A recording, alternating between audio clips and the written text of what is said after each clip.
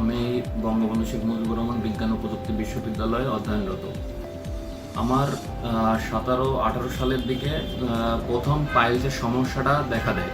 তখন আমি অনেক ডাক্তারকে দেখিয়েছি। তারপরে 19 সালের দিকে ইন্ডিয়া গিয়েছি। ইন্ডিয়া যে ডাক্তার দেখিয়েছি, টেস্ট করিয়েছি এবং অনেক ধরনের চিকিৎসা নিয়েছি, কিন্তু সেটা কোনোভাবেই কমে নাই, বরং বেড়ে গেছে। এবং করোনার মধ্যে আমার নতুন আরেকটা সমস্যা দেখা যায়, পিছনে অনেকটা ছিদ্রর মতো এবং ওইখান থেকে ময়লা বা পুজ জাতীয় এরকম তরল বের হতো। তখন আমি একদিন হঠাৎ মনে হলো যে ভালো ডাক্তার দেখানো উচিত। তারপরে খুলনা মেডিকেলে ডাক্তারের কাছে গেলাম, পরামর্শ নিলাম, তাকে বললাম যে এই বিষয়গুলো খুলে বলার পরে তিনি বললেন যে এটার জন্য ভালো ডাক্তার দেখানো দরকার। ডক্টর জওহরলাল সিংহ, সহযোগী অধ্যাপক, ঢাকা মেডিকেল কলেজ, ওনার কাছে আসি এবং ওনার কাছে আসার পরে উনি আমার পিছনের ওই সমস্যাটা এবং পাইলসের জন্য 2টা টেস্ট দেন। পাইলসের জন্য হচ্ছে কোলোনোস্কোপি এবং উপরের ওইটা স্যার প্রথমত বলেন যে এটা পাইলোনিডাল সাইনাস এবং ওটার জন্য টেস্ট দেন 360 ডিগ্রি এন্ডোএনাল আল্ট্রাসাউন্ড।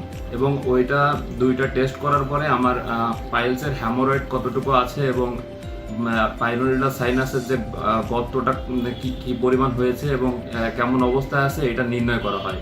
এবং তারপরে আমি পাইলোনিডাল সাইনাস সম্পর্কে গুগলে অনেক ঘাটাঘাটি করলাম, দেখলাম অনেক সমস্যা বিষয়টা। তো স্যার বললেন জরুরি ভিত্তিতে অপারেশন করা লাগবে। স্যারের কথা অনুযায়ী অপারেশনের আমার ডেট ঠিক হলো। তখন রাত্রে আমার অপারেশন করা হয় এবং 2টা অপারেশনই অনেক জটিল ছিল। অপারেশনটা কোনো কাটাছাড়া ছাড়াই লেজার দিয়ে করা হয় সম্পূর্ণভাবে এবং স্যার অনেক দক্ষতার সহিত অপারেশনটা আমার সম্পন্ন করেছেন। আর আমার এই অপারেশনে কখনো কোনো কাটাছেঁড়া লাগে নাই, ভিতরে ড্রেসিং করা লাগে নাই তুলো দিয়ে, এবং গরম পানিতেও বসা লাগে নাই। স্যার এটা আমাকে অনেক সুন্দরভাবে অপারেশন করেছেন। আমি ধীরে ধীরে আগের থেকে অনেক সুস্থ হতে থাকি এবং স্যারের কথা অনুযায়ী ফলো আপ মেনটেন করতে থাকি। আজ প্রায় 1 মাসের পর হয়ে গেছে। এখন আমি মনে করি যে আমি আগের থেকে অনেক সুস্থ আছি এবং উপরের পাইলোনিডাল সাইনাসটা ঠিক হয়ে গেছে এবং বাকিটা ভগবানের ইচ্ছা এবং স্যারের প্রচেষ্টায় আমি এখন মোটামুটি সুস্থ Khulna gastro liver and cologne and rectum centre যাতে মানুষের সুন্দর সেবা দিতে পারে সেই কামনা করি।